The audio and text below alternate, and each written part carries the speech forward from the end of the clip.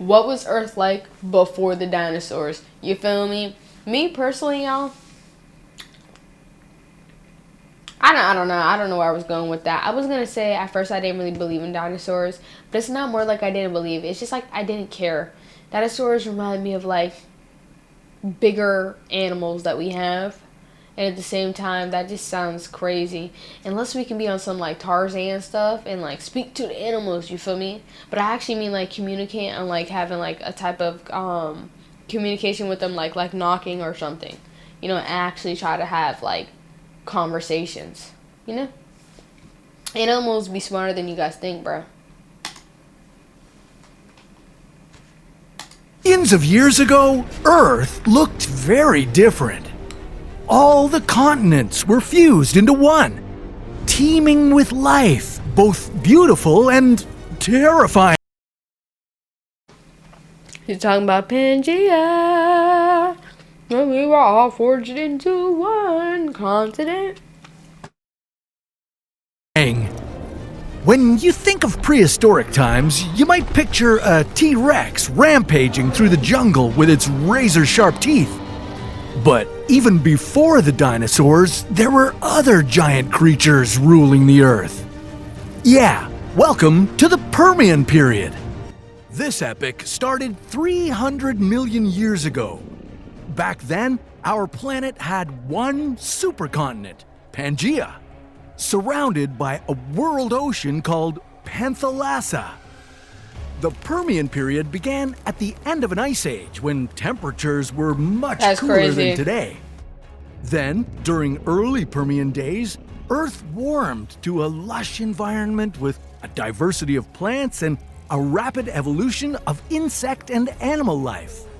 Only, as you probably know, everything is ever-changing on our blue marble. Over the next 50 million years, Earth kept growing hotter and drier. Eventually, the most deadly event in the history of our planet wiped out nearly everything that ever lived here. Scientists call this event the Great Yo, how long have humans been around? Someone needs to tell me that. Dying. And damn, look how he looked. Why they do him like that? it was the most catastrophic mass extinction event the Earth has ever seen. And the Earth has seen 5 of them. But before we get to all this doom and gloom, let me take you on an epic journey back in time. Here in the Permian period, some of the most incredible species that roamed our young planet are about to emerge.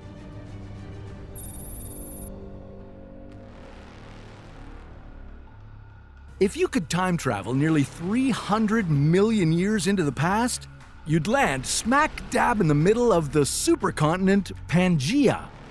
Earth's smaller continents would have just finished colliding with each other. Would you guys want to live on Pangaea where everything's connected? Or do you guys like that, like, you have the option to fly to a different country? Or do you think there still would have been, like, democracy in countries and all that? Who knows? To form this enormous landmass, taking up 1/3 of the planet's surface. There was likely less oxygen in the air than there is now, but you still might be able to breathe.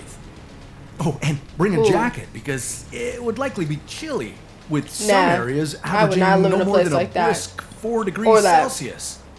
But don't worry, things will soon start heating up. By the end of the early The lightning place, you don't go there at all. But like mountains and stuff, you go there on vacation or like just to chill out, you feel me, for like the weekend. Personally want to live out there, you feel me? But the lightning, if anybody lives out there, hey man, kudos to you. Kudos to you. Permian, the Ice Age was on its way out, and Pangaea was becoming a lush world. Crazy. Plants and animals started to thrive. This was a volcanic world.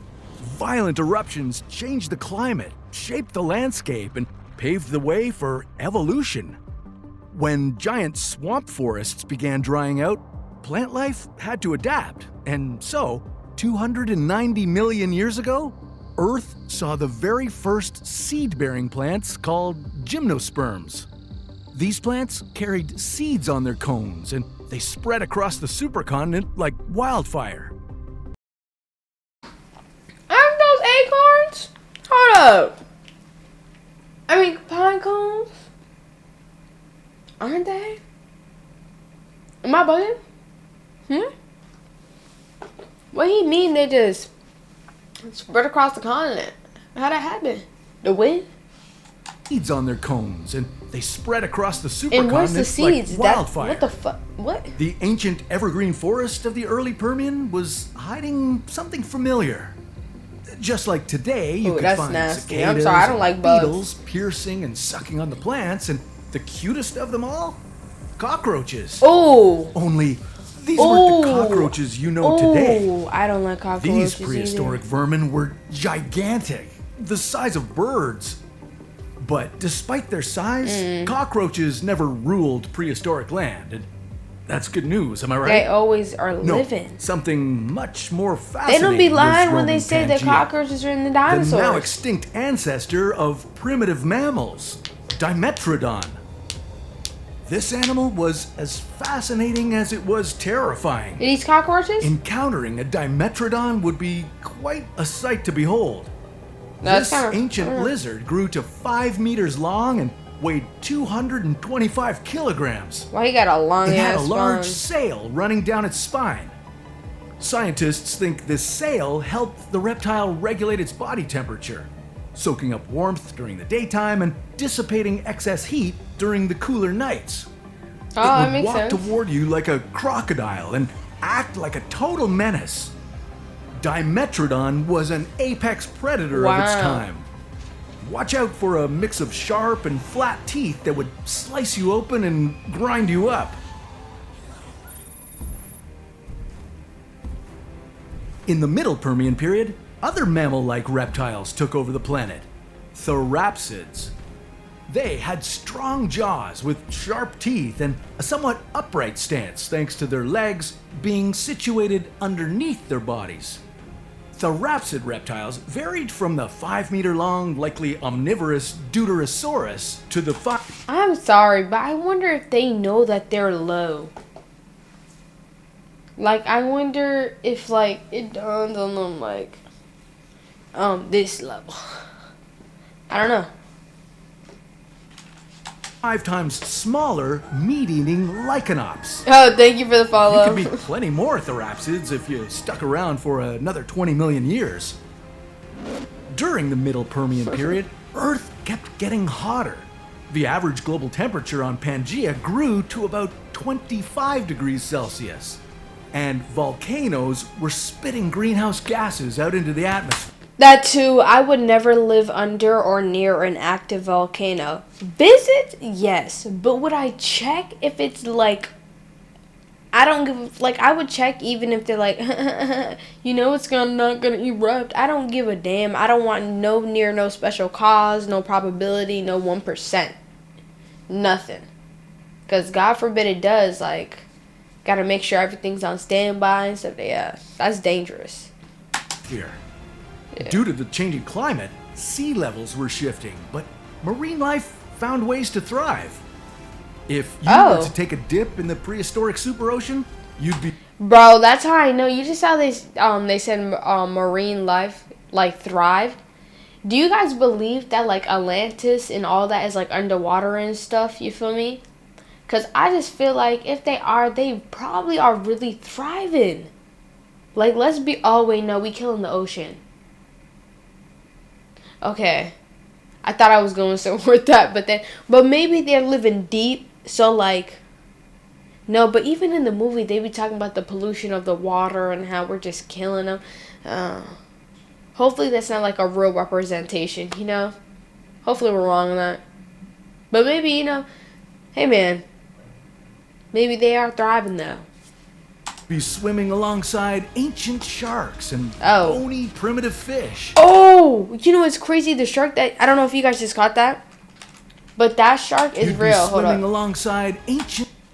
Ooh, heebie-jeebies. That shark is real and he used to exist. He is no longer with us. thankfully, because ooh, that was just ugly. I mean, but yeah, but that looked like a chainsaw in his mouth though. Sharks and bony primitive fish.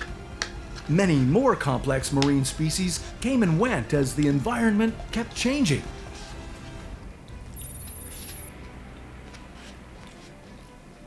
In the late Permian period, you could have a friendly encounter with another reptile, Lystrosaurus.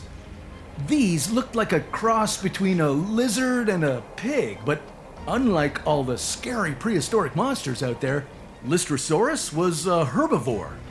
It was just 1 meter long and had powerful front legs for burrowing. Soon, another cute mammal-like lizard evolved, the cynodont. What about that is cute? Let's be for real. Why is he lying? None of that is cute.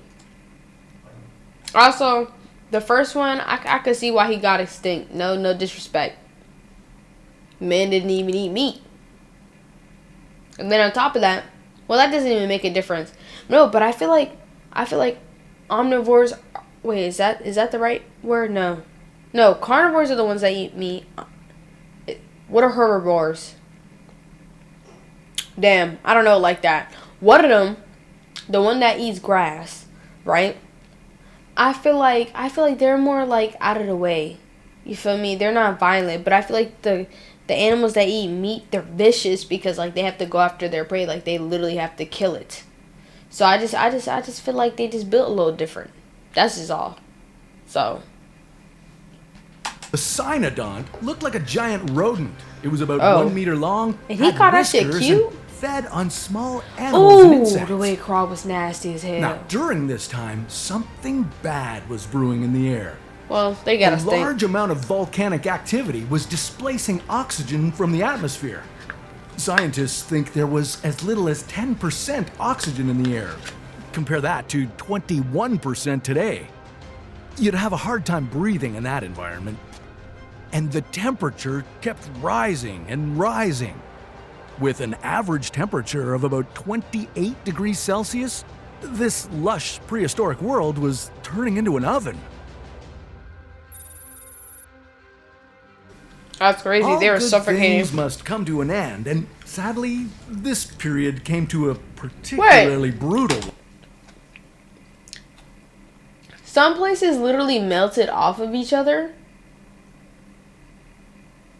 Oh, or they burned away? Wait a minute. Hold on, let me let the man talk. About 252 million years ago, about 90% of all plant and animal life was wiped out. This tragic moment is called the Great Dying, and it was Earth's most devastating mass extinction event. Scientists still debate what caused this catastrophic extinction. Most theories suggest it was the result of explosive volcanic activity. As huge volcanic eruptions swept the continent, massive amounts of ash were unleashed into the atmosphere. So much ash that it blocked out most, if not all, of the incoming sunlight. And with no sunlight, global temperatures dropped suddenly. Plants couldn't perform their photosynthetic processes and died off. And without plants, the very basis of their food chain, animals soon followed. Things got worse before they got better. Because of all the carbon dioxide emitted during the volcanic eruptions, global temperatures rose again. And not just to where they were, but higher, much higher. And this caused the superocean to lose most of its oxygen. And unable to breathe, a majority of the Permian sea animals perished. Eventually, over 95% of marine species and more than 70% of land animals became extinct. This mass extinction event could make you sad enough to want to bring... This ain't right. This ain't right. That's messed up, man. Or at least some of them lived, you know. He says 70%. And we don't even know what they're doing till today. Oh, wait, no. Some of them are not even alive. Well, we know what they're doing today. Dead. But I guess like, didn't they like evolve or like something like branched off of them or ancestry, relatives? I don't know. But if some animal represents or like has, I guess, dinosaur DNA, I don't even think that's a possible. I don't know, man. I don't. I was trying to help the dinosaurs out with this one. I don't know what to say, man. They no longer with us. R.I.P. But oh no, I got you. Someone in a lab, probably for the CIA, FBI, or even like some science organization or undercover something. They working on dinosaurs. Trust and believe.